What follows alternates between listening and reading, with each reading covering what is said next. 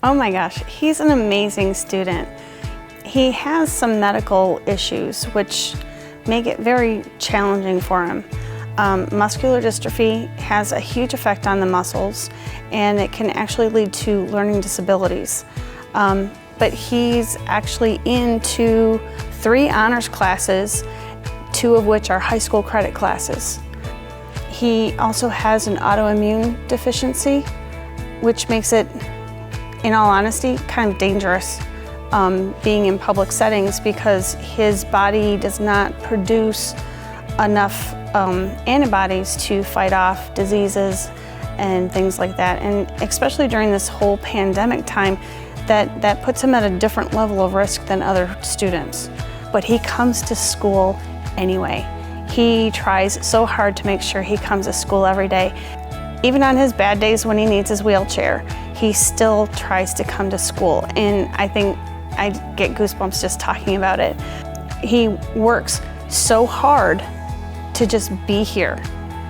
And one of the things that I really love about Joey is that he inspires kindness in other people. Where many students have been, in quarantine or in lockdown, where they haven't been around other people very often, they don't act nicely all the time, but they do around Joey. They go out of their way to include him, especially on the playground playing basketball. They go out of their way to include him even on those bad days when he's in his wheelchair. There aren't enough nice things to say about him.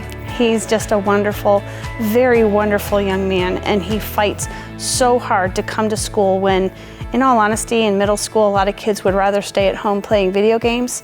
He fights so hard to come in every day. He was nominated for exactly that. He's in honors science. You're in honors ELA and math. What level of math are you in? Algebra 1. Algebra 1 for mathematics, and he's still excelling. He's overcoming his disabilities.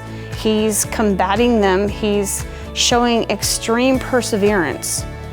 Like I said, many kids would rather stay at home playing video games, and he has that kind of easy out where he could, but he doesn't. He chooses to still come to school. He chooses to fight to come to school, and that's why he was nominated. Just being kind to everyone he sees. He has a smile on his face all the time. I've never seen him act in a mean way towards anyone. I've never heard him make a mean or derogatory comment to anyone. He's a model of a very nice, wonderful person. When he models that behavior, he's not just doing it for himself, he's modeling it for other people. And in that respect, he's being a true leader. He's modeling perseverance. And hopefully, when kids see that enough, they will start to emulate that as well. And I think since the pandemic, it's been a little lacking.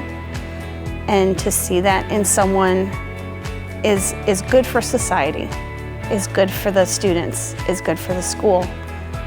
And that's where I think he's a real leader.